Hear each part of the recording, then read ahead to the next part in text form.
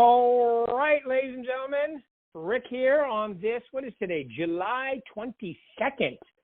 Okay, I have muted you guys, so if you need to jump in and ask a question, feel free to do that. All you have to do is hit *6 on your phone to do that. Today you just have me, so I'm going to give you guys some points to think about. In this market where, okay, we had crazy stuff going on, assassination attempt in the last week. We've had Biden drop out yesterday. What's happening? The NASDAQ has gone up 1.36% so far this morning. Dow's up. I just think that when the stock market sees surety, like I think they believe who's going to win the election now, and I think once that happens, it just shows it makes the stock market react positively. President Trump's a little bit more pro-business than Biden, just the way they look at it. So I think that can't hurt. Also, I think you may see the base rate adjust because of the inflation numbers have been decent late. But all that being said, we could analyze that forever. Here's what I know. All right. Number one, like my video this morning was, how do you, over the long haul, maintain being a top producer, or some of us get into that groove being a top producer, stay sane, have a life, and maybe have fun. Okay, so that's the way I look at it. And to me, I'm going to give you 5 points for that. Number one is, and I know this is going to sound cliche, but it's all about your time management, your schedule. Like, how are you doing schedule-wise? Like, I know on the weekends, I'm a little less scheduled, but I do have a little schedule for some of the stuff I want to do. But on the weekdays, totally scheduled out. Okay, every when I wake up to when I get home, and that's because it's not just about real estate for me. It's not just about work. It's also about my mindset. It's also about my physicality. It's also about relationships. Everything needs to be scheduled in if you're gonna. And I believe clarity, and also I would even say surety, and I would even say confidence, and I would even say having a good time factors into that, when you do it that way. All right. So what do I mean by time management? Have a schedule and follow it. It's actually mentally soothing. Like, you have a big business plan, whatever that, you have a goal, and then you have a business plan, which gives you the steps, and then from that you develop a daily schedule, and then all you do is follow it. You don't have to think about it, agonize, argue with it. One of my great mentors and the old owner of this company, Mark Stark, one of my favorite sayings he would say is, stop arguing with the truth. Your schedule is the truth, baby. You got to follow it. All right. The market is the truth. The market is the market, but it doesn't matter as much if you're doing what you're supposed to be doing. And let's face it, we all know a couple base, the base rate of the economy that the Fed sets at, which is now 5.5, has gone up 550% in the last 2 years, right? We all know that that's crazy, it's excessive, but all right, when it starts adjusting the other way, we know the market's going to take off a little bit, and it's already steady now, right? So that's going to be really good. All right, and we all know we have changes coming in August, and it could be September now, and whatever the form is, use it. Don't argue with the form. Well, it shouldn't be this way. Well, we shouldn't have wars going on. We shouldn't have, hunger still happening in this world. We should, with all the stuff that we have in the technology, we shouldn't have any, but we do, right? So you just gotta, whatever the form is, some of you have heard me say this, but there's going to be a contract or contracts for listing property, right? The proposed ones are out, but they've changed many times, and they'll probably be changing again. Whatever the approved one is, let's say it's going to be August 17th. I'm suspicious of that. So 3 weeks from today, there's a new form. Use it. Fill in the blanks. Don't agonize with it. Don't argue with it. Just use it. That's what your job is. Explaining it to a seller. So you may need to understand it, which I recommend. Okay? But whatever your goal is, whatever the tasks you have to do, and that's not just for real estate, that's also for staying healthy, physically, mentally, emotionally, spiritually, you should have a schedule for that. It should be broken out into minimum half-an-hour times. And some of them may be even an hour long. Like, I prospect for 2.5 hours every day. Good, there's 2.5 hours. Before that, I do my affirmations. I get up at this time. I go to the gym. I work out. It was not, whatever those are, should be in your schedule. Okay? So today we have a small group. So anybody, all you have to do is hit *6 and I can hear you. But please, if you're on your cell phone or any phone and you hit *6, make sure you can mute yourself after, because once you unmute yourself, there's no muting yourself back. So *6, ask me a question. Anybody have a question about time management or their schedule or anything about that? *6 and I can Rick, I've got a question. So sure. Jeff Schultz. Okay, sure, Jeff. the dumb question that I'm embarrassed to ask is the NAR transition, RPA transition, does that make it law or is it simply a NAR rule? That's a very good question. And I think that's part of the DOJ's argument is it's kind of both, because NAR has like a monopoly. So the state never really approves or denies forms. And I'm sure they've involved the state somewhat in the government when they do this kind of stuff, because the state have attorneys. So I'm sure they have an input, but ultimately it's a NAR decision, which is the argument, Jeff, is just because they start doing this, it doesn't mean it's illegal and it's going to stick, because they're already being contested in some parts of the country. But once again, I wouldn't get too caught up in that. I would just, whatever the approved form is you use, if they decide it needs to change. I mean, they're changing all the time. It just may change a lot in the next year. But whatever the approved form is at the time is the one I would use without arguing with it, because that's what you got to do in order to get everything into MLS. And you're a realtor, so you're part of NAR. So that's the DOJ's argument. So we'll see how much of input they have. Indeed. Thank you. No problem. Good, very good question. Right now, that's kind of both. That's kind of DOJ's argument, is that NAR has a monopoly and the DOJ does not like monopolies. Okay, so great question. Anybody else have a question about time management or scheduling or anything? All right, so the second one on my list is continuous learning. All right, so and honestly, I don't know about you, but I think once you start doing this, or if you're like me, I just love learning. I listen to crazy books about all kinds of stuff. About how the universe was formed, how the Earth, and what's going. I mean, I didn't know that Yellowstone Park. They originally thought there was a volcano on it somewhere. That's what creates. They realize today that the whole park is the top of the volcano, which goes off every 60 million years. Can you imagine that? That they know that by the samples, and I'm sure they're relatively close. And it's been about 60 million years, so that even though there's no indications that it's going to erupt, it's getting close to when. And if that's an Earth-changing event, if that were to happen in our lifetimes. All right, so there's all kinds of. I mean, I just like learning. I like learning about my business. I like learning about mindset. I like learning about spirituality. I like learning about health. I just think having that going. Fortunately for me, I do them together. My workout and my listening to books happen while I'm working out.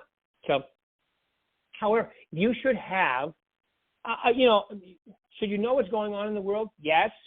Should you agonize over it and spend a lot of time every day? No. You're better off spending that time continuously learning and finding things out. That'd be way better for you, for your attitude, for your results, for your mindset, way healthier. The world is gone crazy. All right, just I'm not going to get into why I think that, but it definitely has gone crazy in some. And in some aspects, it's the best. Look at it. Since we're human, which just think about that for a second. The fact that you're alive is almost a statistical improbability for several reasons.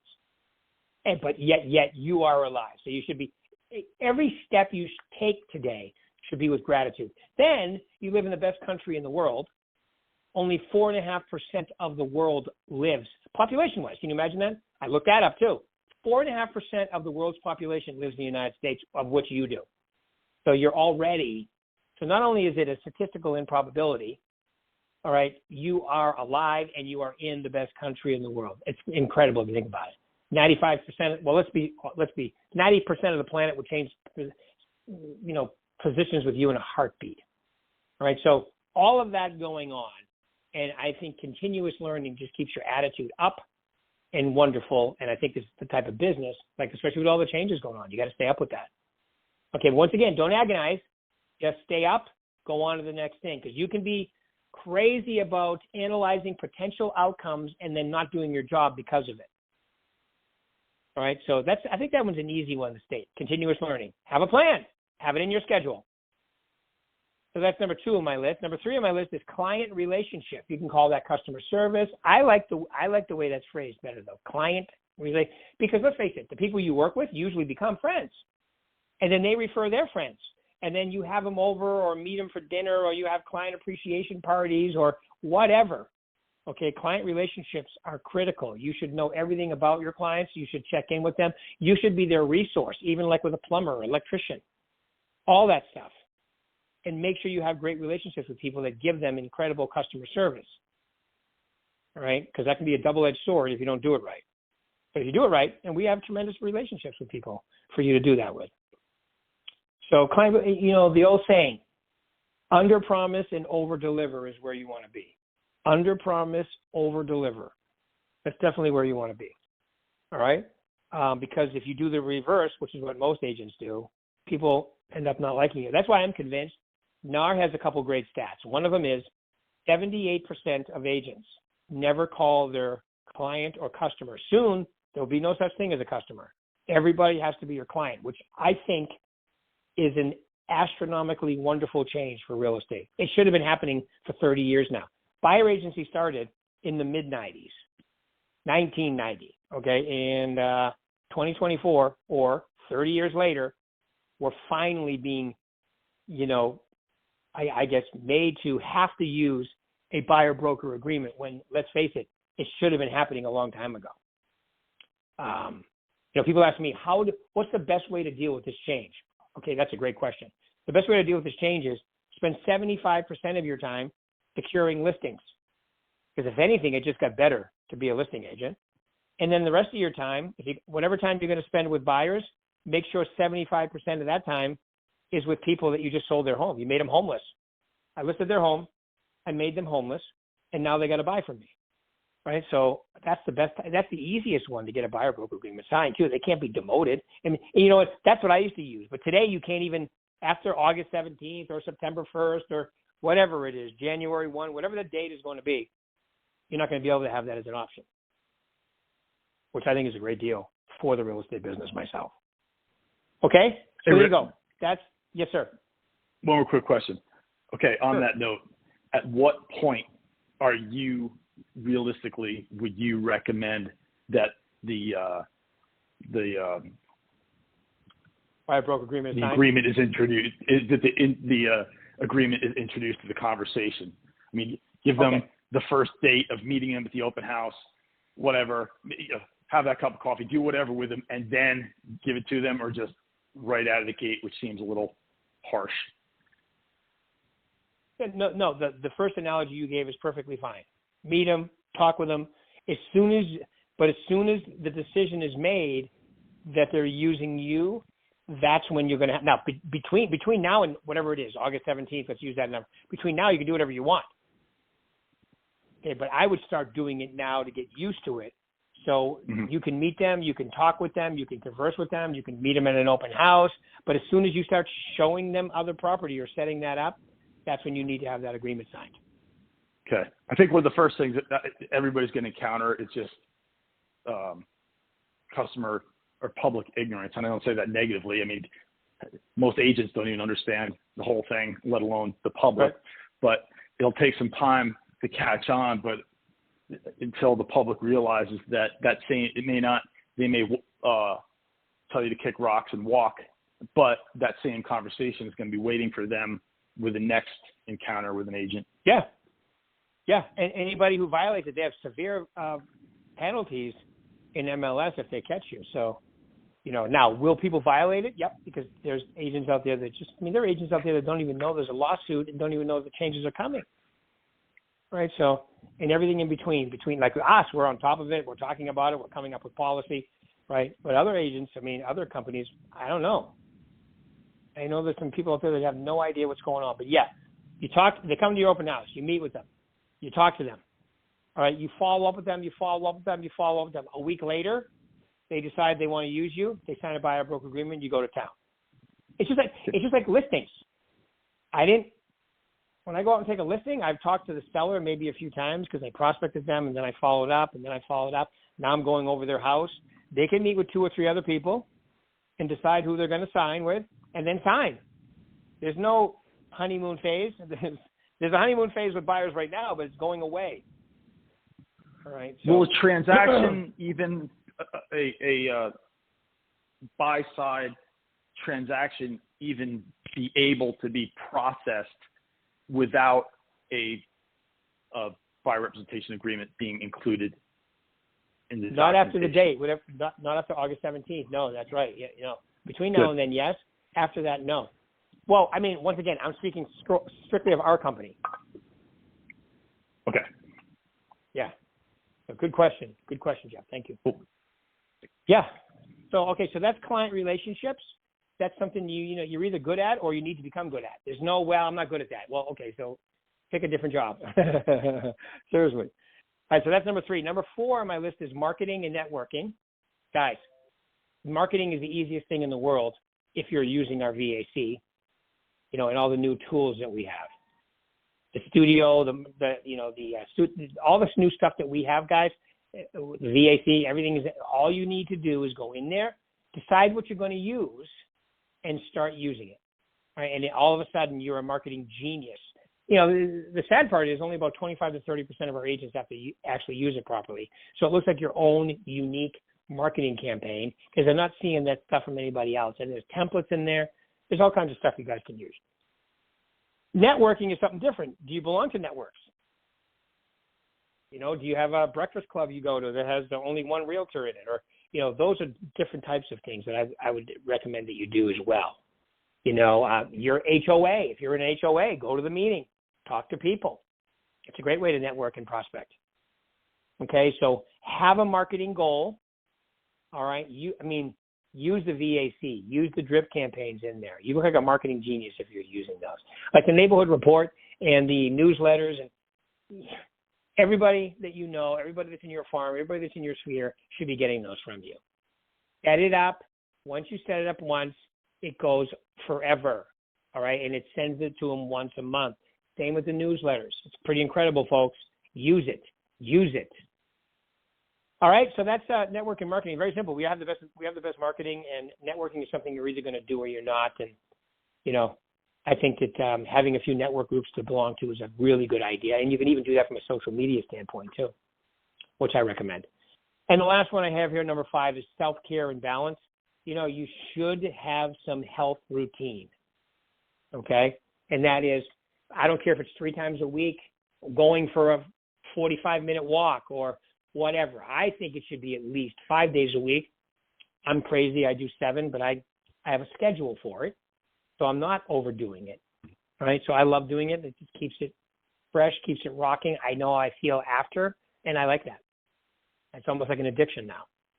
Right. And you put hormones into your bodies and chemicals into your body that are there, right? But you activate them and you get them through your system by working out and being consistent. It's almost like, you're on a little Ritalin and Prozac. If you work out consistently, it is. They've proven it, especially the legs, believe it or not. Working out your legs, squats, lunges, all that good stuff. Doesn't have to be free weight. I don't do free weight squats anymore. But you can just feel it after you work out because it's the largest muscle group, and you just release, read about it. It's really good. Release goodies into your bloodstream that you wouldn't necessarily do that unless you were doing that. And balance means, once again, back to time management. Have a schedule. You should have time on, time off. You should have vacations. You should have things that you're looking forward to. I know my first 2 years in real estate, I didn't really have vacations. But after that, I did. If you're doing your job and you're saving money, and why wouldn't you enjoy yourself? Isn't that why you work? First thing is make sure your taxes are current. Second thing is tuck money away for real estate. But if you're doing it properly, like only living on what you should be, okay, this should not be that difficult for you. I always recommend living below your means to save a whole bunch. Because there'll come a day when you'll want to stop working. You should be planning for that, just like everything else we should be planning for. It's all part of the gig. All right, there you go. So time management was my first one. Make sure your time management is legit with time blocks. Continuous learning, have a plan for continuous learning. It actually is incredibly good for your health and your mindset, I believe. Client relationships, build them, develop them, maintain them. Networking and marketing, very important. You guys have them. All you got to do is following the market. Now, the marketing, you can definitely have your own brand within the brand. If not now, eventually if you want to. You don't have to. Your face, and by the way, your current picture on all the stuff that we have in there, it will definitely suffice for your marketing. All right, and then self-care and balance, which is take care of yourself, be good to yourself, and have a plan for it. Have a plan for it. Like you have a massage scheduled in once a month. Whatever you consider self-care and balance, I would recommend you do. Have it in your schedule just like anything else. Okay, folks, there you go. Any questions for me today? Hit *6 and I can hear you. *6 and I can hear you. Questions, comments, epiphanies, anything. All right, guys, and listen, go have a great week. We'll pick this up again next week. Next week I have an interview again. Okay, this week was just me. I do this every now and then. Next week I have John Ingram from Prosperity Mortgage to go over all the goodies as far as mortgage lending right now. And if you guys have questions and so forth. I have a feeling by then we'll have a few changes as well. I just have a feeling they're coming. All right, guys, have a great week. If you need me, call me anytime. Thanks for showing up today. Appreciate it. Thank you.